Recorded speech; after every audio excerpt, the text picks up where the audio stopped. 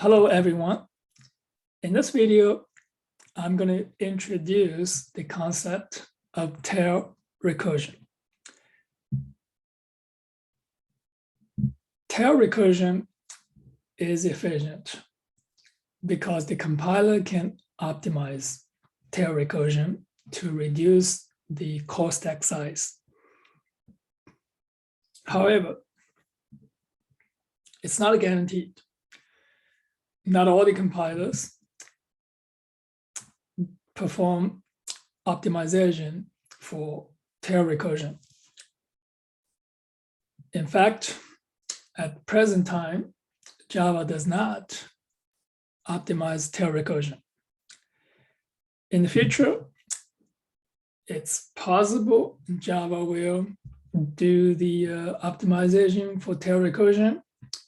So we're going to assume tail recursion is optimized.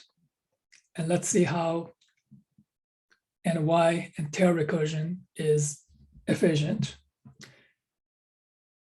And we're going to see how it is done and why it's more efficient. So first, what is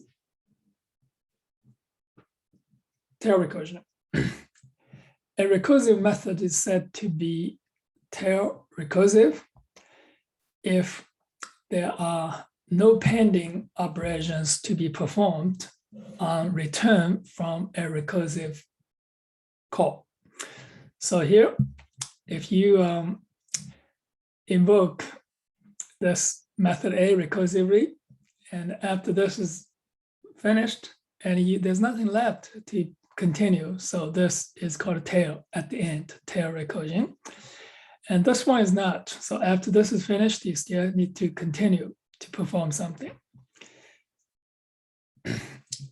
The methods is palindrome and the recursive binary search in this chapter, and they are tail recursive because there are no pending operations after the method is called. Tail recursion is desirable because the method ends when the last recursive call ends. So there's no need to store the intermediate call in the stack. Compiler can optimize tail recursion to reduce stack size. So we're going to assume that compiler indeed perform optimization on tail recursion, see what happens.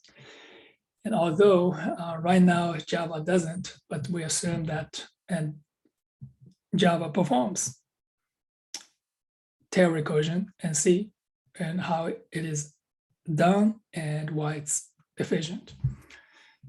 In the future, and Java may well actually will perform tail recursion optimization. So let's look at this code.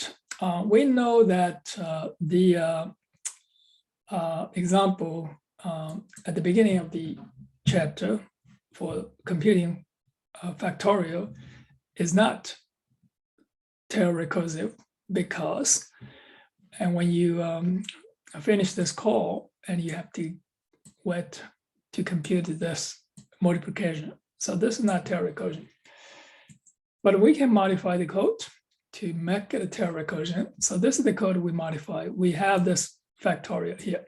So this is the factorial n. We're going to introduce the help method. This is the factorial n and 1. So what is 1? Here's the result. So this is the result. You pass 1 to result. So if n is 0 and return result, it's 1. Else, we're going to return this factorial n minus 1. And here it's n times result. So continue this, you're going to see it's n times n minus 1 times n minus 2 times n minus 3 and all the way times 1. And this is tail recursive because after this,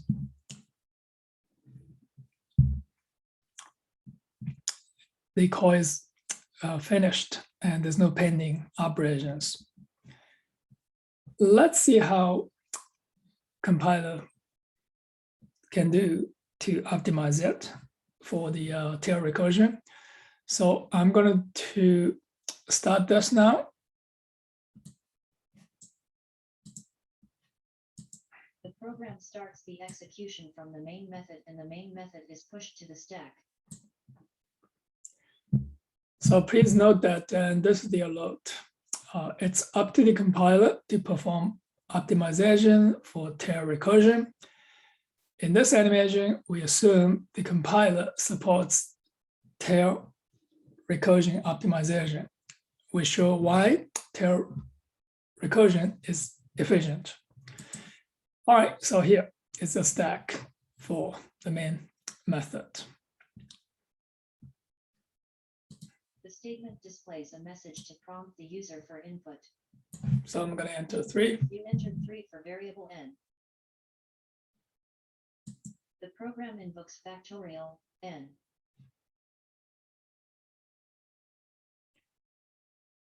So now we're going to invoke this factorial n. Factorial 3 is invoked and pushed to the stack.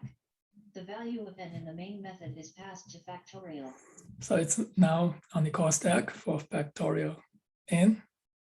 The program invokes factorial n1. Factorial 3 1 is invoked and pushed to the stack. So this tail recursive method is on top of the stack. The statement tests if n is equal to 0. It is false since n is 3. The program invokes factorial n-1 n times result.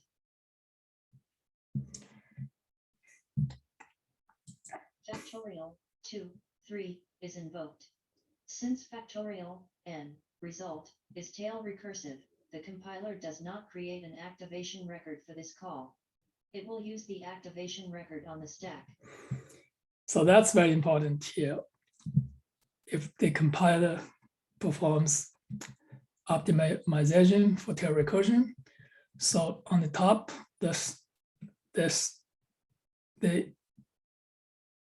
call stack here, and the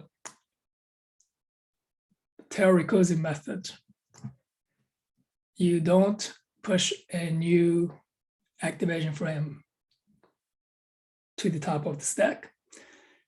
And you're going to use the current one and make modifications on the values here. N now becomes 2 and result becomes 3. So it doesn't increase the stack size. The statement tests if n is equal to 0.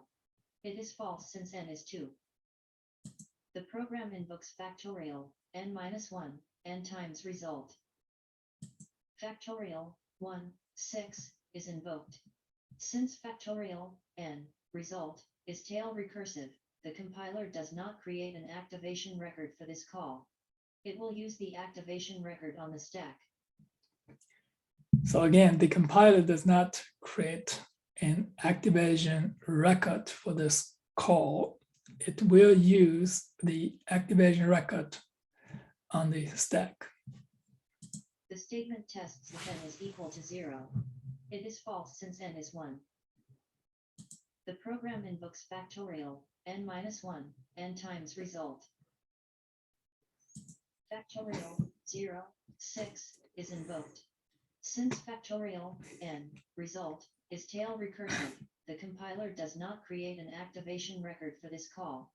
It will use the activation record on the stack. So now n is 0 and the result is 6. The statement tests if n is equal to 0. It is true since n is 0. The statement returns result. Since the method is tail recursive, this return statement will exit factorial n result method. Factorial 3 1 returns 6 and it is removed from the stack. Factorial 3 is on the top of the stack. So now this will exit and will be removed from the stack.